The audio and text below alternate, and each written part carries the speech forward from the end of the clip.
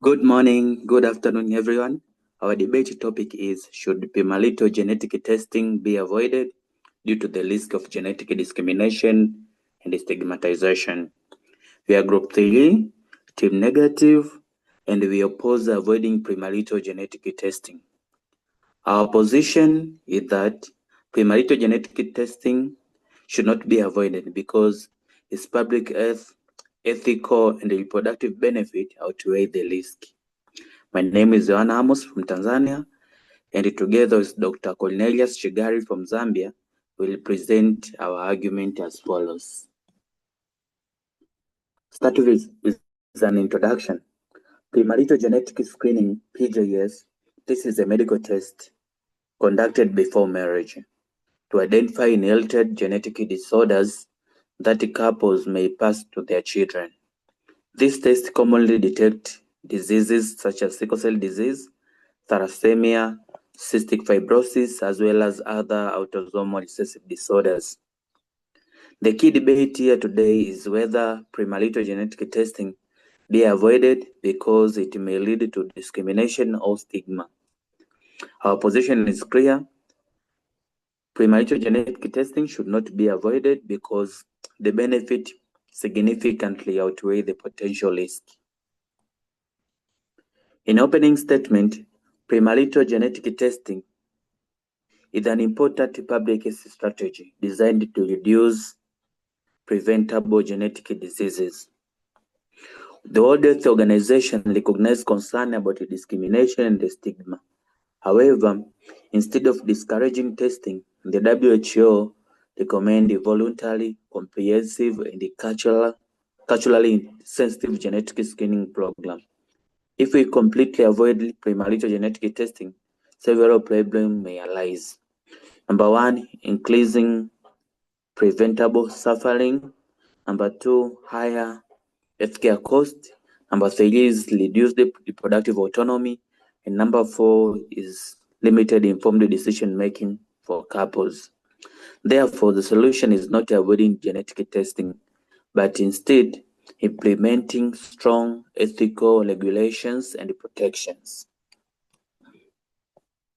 Our first constructive argument is that premarital genetic testing helps prevent inheritable diseases and improve quality of life.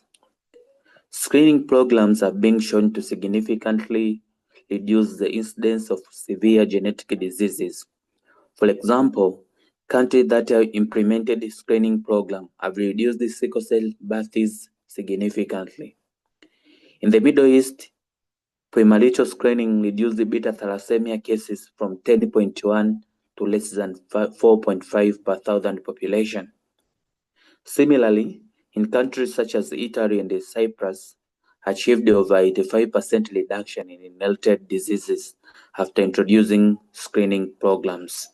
Therefore, avoiding testing would risk reversing this important public health achievement.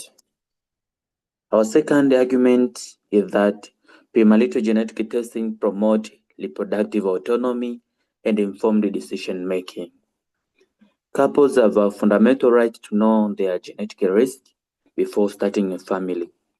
Access to genetic information allows couples to make informed decisions such as using in vitro fertilization with genetic selection, or considering adoption, or preparing for medical management if necessary. For example, in Saudi Arabia, premarital screening programs showed that many couples adjusted their decision based on genetic results. Some couples choose not to proceed with marriage, while the others continued but used the alternative reproductive options such as IVF or adoption. Therefore, genetic testing empowers couples rather than limiting them. Our third argument is that discrimination is not caused by testing itself, but weak policies and regulations.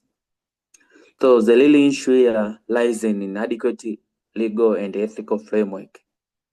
Solution here may include emphasizing on the anti-discrimination laws, strong data protection policies, confidential genetic counseling, as well as public education and the awareness campaign.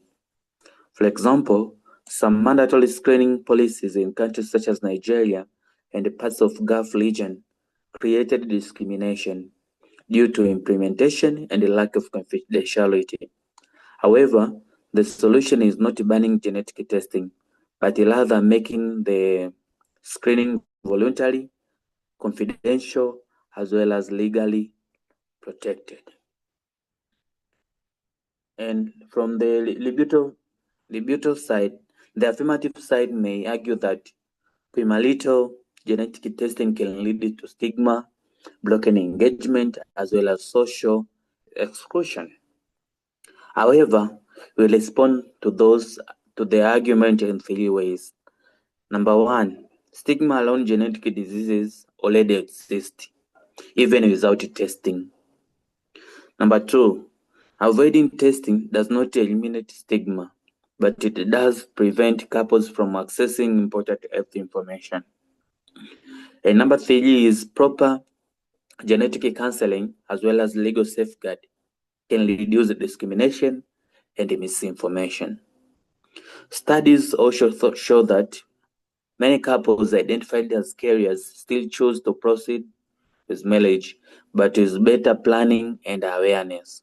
Therefore, genetic screening shifts the narrative from blame to responsible health management. When it comes to ethical framework, premarital genetic testing is also supported by the major bioethical principles. First is beneficence, which means promoting well-being and preventing suffering. Second is non-maleficence, which means emphasize avoiding preventable harm. And third is autonomy, which protects the right of couples to make informed decisions. Finally, justice, which ensures equal access to genetic screening services. For these reasons, experts recommend voluntary, informed, and confidential genetic testing rather than mandatory programs. Avoiding testing altogether would contradict these important ethical principles. So in conclusion, premarital genetic testing provides several important benefits. It prevents suffering caused by severe genetic diseases. It supports informed marriage and reproductive decisions. It reduces long-term healthcare burden, as well as promote reproductive autonomy. While discrimination and stigma valid issues are valid concern, must be addressed through policy and legal protection. Prevention should never be abandoned.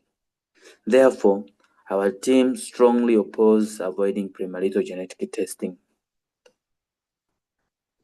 This slide provides the scientific and policy references supporting our argument, including studies on genetic screening program, ethical framework, as well as public health outcomes. Thank you very much for your attention. We now welcome any questions or comments from the audience. Thank you so much.